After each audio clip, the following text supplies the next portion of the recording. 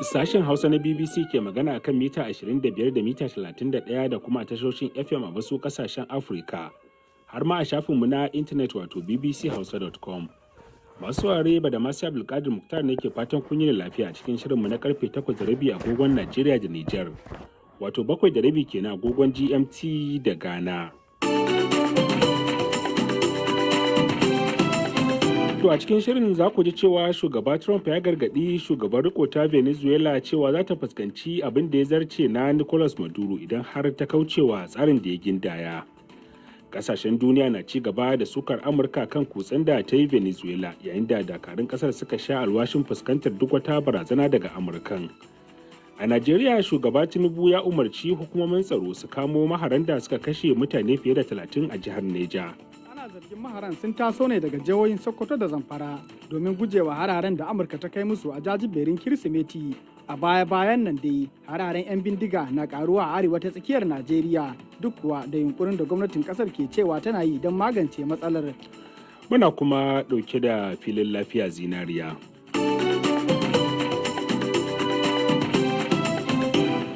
Akwai kuma karatun ɗaya daga cikin labarai 12 da suka ciri tuta a gasar hikayata ta bana, amma duk sai bayan kun sha labaran duniya. Shugaba Trump ya gargaɗi shugaban riko ta Venezuela Delcy Rodriguez cewa za ta fuskanci fiye da abin da ubangidanta Nicolas Maduro ya fuskanta idan har ba ta yi abin da ya dace ba.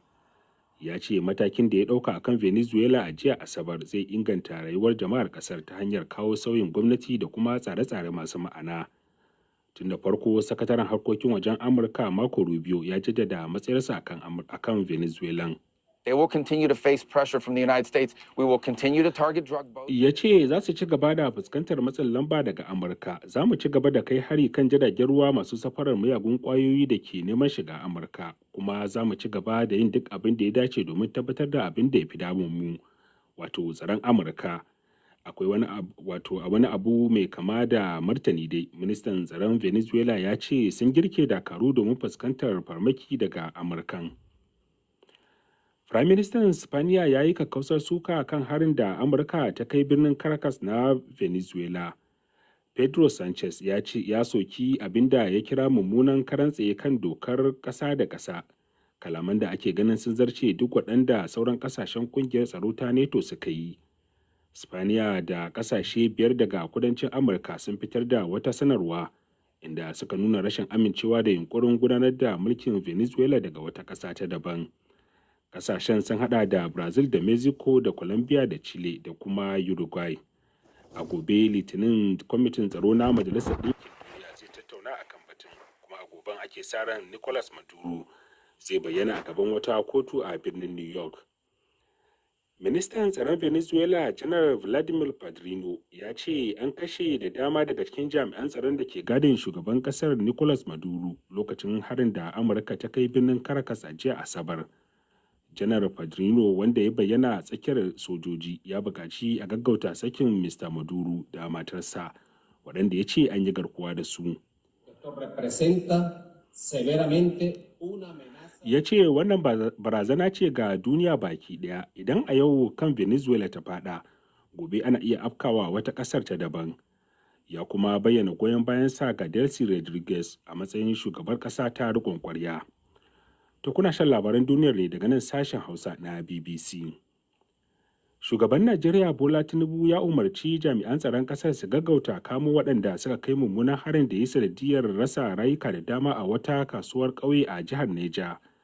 A jiya Asabar da maraice ne dai wasu mahara suka farwa ƙauyen kasuwar daji a jihar Nejan, inda suka kashe mutane fiye da 30 tare da sace wasu da dama, ciki har da mata da ƙananan yara.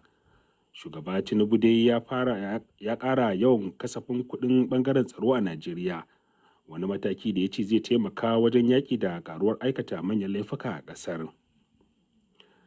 Jagoran mayakan M23 da Rwanda ke goyon baya ya ce ƙungiyar a shirye take ta sako ɗaruruwan sojojin Congo da ta kama a lokacin da ta kwace iko a birnin Goma. Janar Sultani Makenga ya ce ƙungiyar ta fara rajistar waɗanda take tsare da su domin sako su ta hannun ƙungiyar agaji ta Red Cross. Ya ce matakin yana cikin yarjejeniyar zaman lafiya da Qatar ke shiga tsakani domin kullawa. ƙungiyar M23 ta kwace iko a yankuna da dama na gabashin jamhuriyar demokradiyyar Congo tare da tilastawa miliyoyin mutane barin muhallinsu. To ƙarshen labaran duniyar kenan daga nan sashen Hausa na BBC.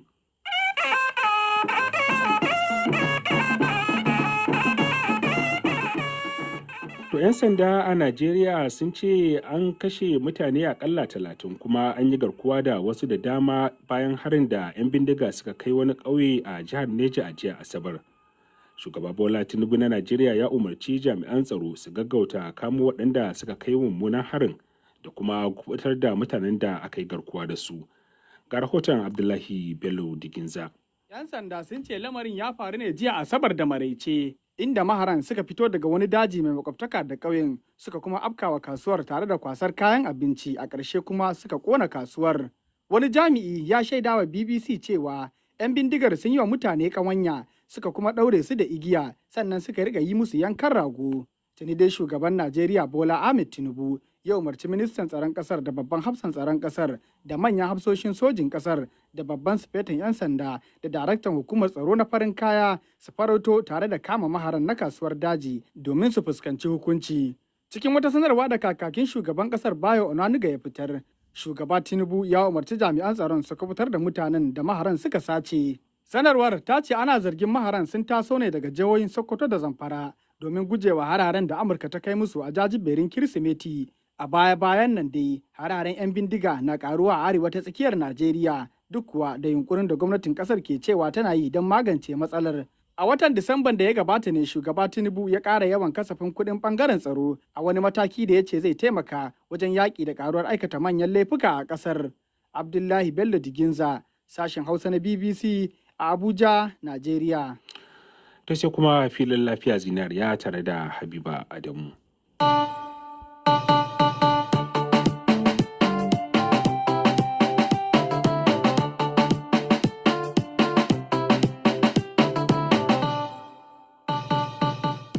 Masu sauraro, Habiba Adamu ke muku barka da warhaka kuma barka da sake saduwa a cikin shirin lafiya zinariya wanda ya saba zuwa muku daga nan sashen Hausa na BBC. To kowane mataki ake ɗauka don magance wabi ga matar da jininta ya bambanta da namijinta wanda a kimiyyance ake cewa negative da positive? Sai ku biya mu cikin shirin don ji daga bakin likita.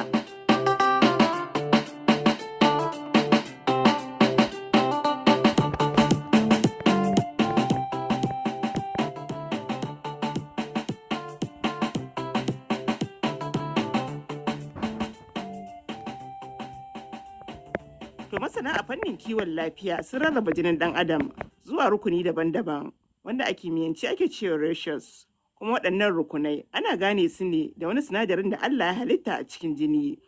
Rukunin jini da ke ɗauke da wannan sinadari ana kiransa positive, yayin da jinin da ba shi da wannan sinadarin shi kuma ake kiransa negative.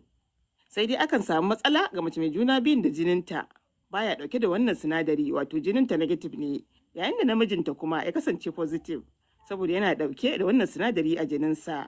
Rashin daidaiton jini ta wannan fuska na iya janyowa mace ta zama mai wabi. Sai dai likitoci sun bayyana cewa yin amfani da wata allurar rigakafi na magance wannan matsalar.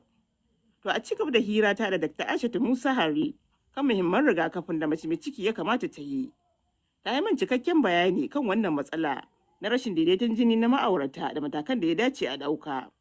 Dr. Aishatu, wadda likitar mata ce da ke aiki da asibitin koyarwa na gwamnatin tarayya a jihar Gombe da ke arewacin Najeriya, ta bayyana mini cewa akwai abun da muke ce masa ratios D immunization, ya shafi mata ne masu ciki wanda suke da blood group ɗinsu negative, to kuma ya kasance mijinta nashi positive ne.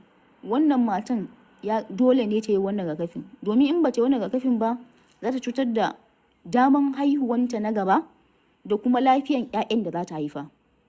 Abin da nake nufi shine, shi sa yana da kyau sanda za ki aure ki san kalan jininki, shi ma mijin ya san kalan jininsa. Idan an same ki positive, namiji positive, to ba matsala, wannan rigakafin ke ba kya ciki. Amma idan ke misali negative ne amma mijinki shi positive ne, to ku shirya cewa idan kin samu ciki, akwai usually rigakafin ana yi sau 2 ne, amma wani lokacin ba a samu a yi guda biyun, amma din mafi amfani shine ko ba a samu na farko ba lokacin da cikin ki ya kai sati 28, to in an haifi yaro za a yi miki wannan rigakafin.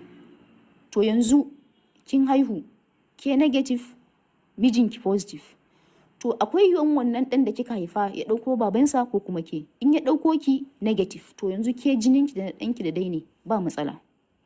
Amma idan ya ɗauko jinin babansa, jinin ɗan da kika haifa da naki yanzu ba daidai ba ne, to wannan yaron lafiyan shi kalau, amma na ke za a miki rigakafi na wannan RH negative ɗin. Amfanin rigakafin shi ne lokacin haihuwa, tun da jinin kike da na yaro, nashi yaro positive naki negative daban-daban ne, akwai yiwuwan haɗuwan jinin ɗanki da naki, domin a lokacin haihuwa ana samun haɗuwan jini. To gangan jikinki kuma zai ga jinin ɗanki a mazaunin bakon jini. Bayan kin haihu da kaman wata 6, saboda wannan bakon jinin da ke jininki na ɗanki, gangan jikinki zai samar da garkuwa na cewa duk sanda wani ɗa ya shiga cikinki wanda yake da positive, to wannan garkuwan jikin naki zai zo ya yaƙi wannan ɗan. To abun da matsala yake shine cikinki na biyu ba wanda ya sani, ta yiwu ki sake haihuwan ɗa wanda zai gado jinin babansa wanda shine positive, ko kuma ki haifi ɗa wanda zai gado jininki. In an kin haifi ɗan da zai gado jininki, wannan ba matsala, gangan jikinki ba zai masa komai ba. Amma idan ya ɗauko jinin babansa, tun a ciki wasu ake samun damuwa, sai wannan garkuwan jikin da kika samu bayan haihuwanki na farko sai ya kai hari wa wannan ɗan naki da ke cikinki na yanzu. To abin da zai faru shine wasu ɗansu yana mutuwa a ciki, sai ka ga mace an ce ta haihu ɗan ya mutu, ko kuma a haifi ɗan a haife shi da kumburi, cikin sa ya kumburi, abin da muke ce masa hydrophytalis, ko wannan ɗan ma kwata-kwata ba zai rayuwa. Ko kuma kina haifan yaro sai ya mutu, sai a ce shi ne ake cewa ai kamar wasu sukan ce kamar aljanu ya kama mata, haihuwanta 4 daga ta haifi yaro sai mutuwa, daga ta haifi yaro sai 4. Mafi yawanci a irin wani zaki iya samu suna da wannan matsalan ne, because haihuwanta na farko ta haifi ɗa mai positive, ba a bata wannan rigakafin ba. In ko an baki wannan rigakafin a haihuwan farko, abin da zai faru shine wannan rigakafin zai je shi ya kwashe wa'annan bakon jinin ɗanki na farko da ya shiga jikinki. Shikenan jikinki bai da sararin da zai haifar da garkuwan jiki akan wannan ɗan. Dan daman zaman wannan ƙwayan jinin ɗan nakin a jikinki na tsawon wata 6 shi ya ba garkuwan jikinki daman fara haifar da abun nan antibodies. To amma aka baki wannan rigakafin zai je ya kwashe wannan ɗan jinin da ya shiga cikin jikinki, sai ya zama jikinki ba zai samar da antibodies ba.